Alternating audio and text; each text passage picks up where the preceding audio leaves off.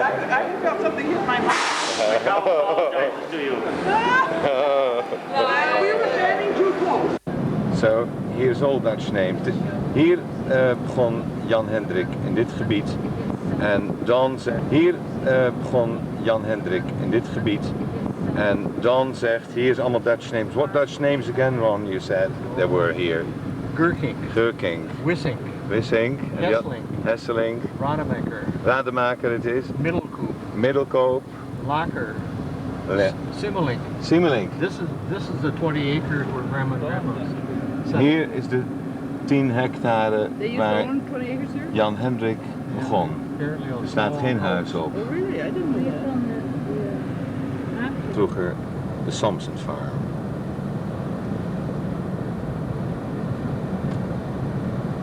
Maar sinds de Somsens eruit zijn is het achteruit gegaan.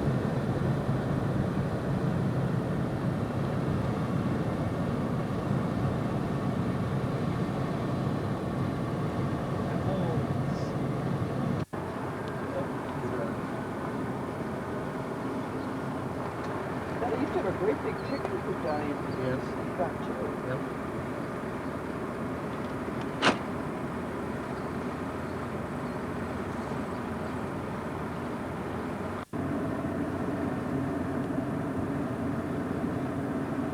Het huis is nog hetzelfde zoals het altijd geweest is. Alleen vroeger was het wit. We'd all be crawling up in the trees eating apples. And you remember your grandmother, Janne Rauwerdink, well? Well, Grandpa I can hardly remember at all because he died when I was very young. Yeah. But Grandma I remember. But do you remember your grandfather, Jan Hendrik? Well, not he. No. Do you remember when Grandpa died? In 29. Well, I was 9 years old at 29, Yeah. so I don't really remember too much about him. And your grandmother? She, I remember more. Yeah, but then when your grandmother died, you were 9. No, when my grandfather. Your grandfather, I mean. You were 9? Mm-hmm. What do you remember of him?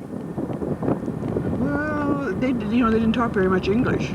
No? So they hardly conversed with us at all. We would just go in and say hi, then go outside and climb up in the apple trees, I think. Yeah? And eat. And then we'd go back because we always had to go to church again. Yeah. Nice. Twice. And your grandmother, because she lived until 1943. Well, she was a little frightening. She was frightening? Very, very Stern? Oh yeah? But she was, I'm sure, very nice. She scared Donnie half to death. She'd say, send the boy over. Yeah. And Donnie'd have to walk across the room and say hi to her. Yeah. So we didn't, when they don't talk much English, it's hard to visit with them very much. But we did see them every Sunday. Yeah. Of Baldwin. This whole side was never there. Aan het eind van de weg.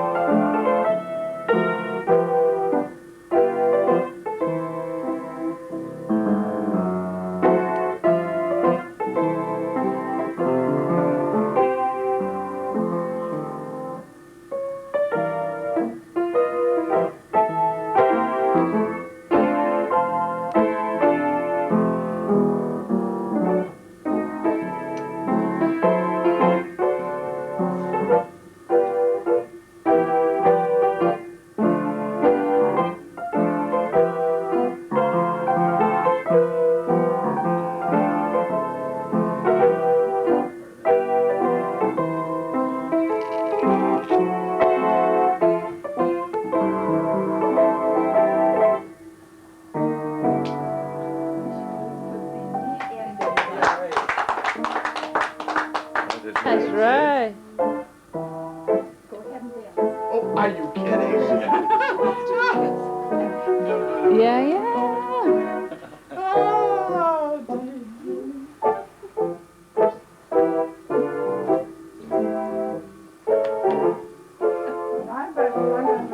That's another song, but it doesn't matter.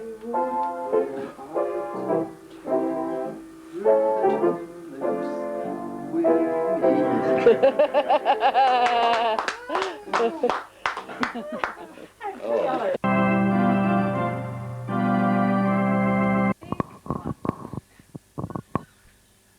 hello, Tim. Hi. We've had a nice day so far, haven't we? Very interesting. Yes, well, the first time we met this morning, I was immediately struck by your story of being in Arnhem just immediately after the war, or actually, well, the war activities were still going on. And you were trying to find a Somsen address. What could you tell us about that? Well, I got permission from our commanding officer to go up there and look for him, and so he let me take the Jeep and my driver. We went up there, and when I did get there, looked around the house a little bit. I had it by the number. The neighbor came over immediately, and I don't know how come he was back, because everybody else was evacuated to some point way out in the country. Yeah. And there had been a lot of damage around, but I didn't ever find any Somsens there at all. And whereabouts did you come from then? So where were you stationed? Well, I don't know if we were coming through. I don't think we'd arrived at Grevenbroich yet, or that isn't the way you pronounce it, but that's the way you told us. But it was down in that area someplace where we were stationed just for a short time, and I knew there were relatives up there from Ev's letters, and so I tried to find them. Yes, had you, because that was Jeane Somsen, the teacher, who had visited Baldwin in 1934. Yeah. Did you meet him then? No, I didn't know. I didn't know who it was, or who they were even at all, but I knew they were Somsens at all, but I never found them. And then, Tim, when exactly did you come over to Europe in the 1940s? Well, I'd say late 1944. We had Thanksgiving in England, and then we came across to Le Havre and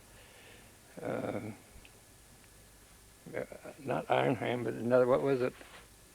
Forgot the name of the next town we were stationed at for a while, but we kept on the move shortly, and we were servicing the 101st and the 82nd Airborne, giving them communication lines. But so by the time that you got to Arnhem, the fighting was over there. Well, yeah, there wasn't anything going on there, and it was, I don't know, 20, 30 miles from where we were stationed that I was able to drive up there on a weekend. But so long ago, I can't remember. Well, you do remember. what actually, because your attempt to visit Somsens that did not succeed, and then you probably moved on further east towards Berlin, actually, or didn't you get that far? We never got across the Rhine. We serviced the troops fighting that Ruhr pocket, and at the same time I come across a Jeep that had my brother's battalion number on it, and I got a chance to talk to them. They told him just where he was, so I got permission the next week or so to go up to Neuss, across from Dusseldorf, I think it was. Yeah, is it spelled Neuss? Yes, yeah. And I found him there in the basement of a factory, and he was a captain of a unit with large guns there, firing over into Dusseldorf, and so I visited him for the weekend. But that must have been a happy get-together then. Yes, it was, real good. How long hadn't you seen each other then? Oh, I suppose it'd been close to a year, I imagine, yeah. And then, since you didn't go any further into Germany, what actually did you do after that you stayed there? And for how long did you stay there? Well, we stayed there till early in 1945, it seemed, just keeping service to any units that were coming up as far as the Rhine River. And but we stayed at Grevenbroich, and then, of course, got packed up and went back down to Marseille, France, by truck, and on over to the Philippine Islands. So from Marseille you went to the Philippine Islands? Yeah. How long did it take you, roughly speaking? 41 days. 41 days? 41 or 2 days, yeah. How were you equipped? How were you put up on board that ship? Oh, not bad at all. We had our bunks and so forth, and I was fortunate enough to be able to dole out men for KP duty and stuff. Yeah. I had a nice trip. I liked going through the Panama Canal. That was very interesting. And then, did you also go to Japan itself? No, Philippines as far as we went. We got as far as Midway Islands, and the war was over in that theater. So we went on to Japan just to help them clean up and get those hiding troops out of there. You know, they were in every place, caves, any place. They'd dig them out. And for how long were you stationed in that area? Well, until December of 1945, and then I came home, got home about January 20th, something like that. Got back into the States, was released. Yes. In 46, yeah. Well, it's very interesting to have you on tape now, on videotape. We can keep this as a record in the family, Well, and I'm very grateful to you for giving this interview. Well, I thank you Thank for you. the chance. The Dutch days in Baldwin.